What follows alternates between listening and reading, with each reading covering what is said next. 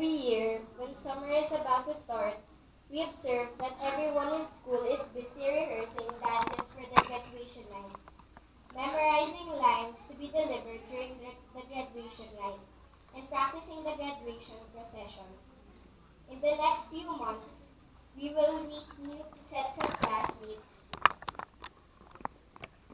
and new friendships will be made.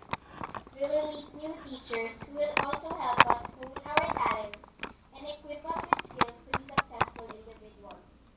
Today marks the end of our grade school journey and our stay in Santo Niño Parish School.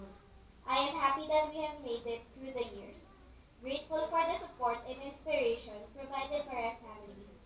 The diplomas which had been given to us earlier symbolize pride for completing elementary education, hope for a promising future, and commitment to do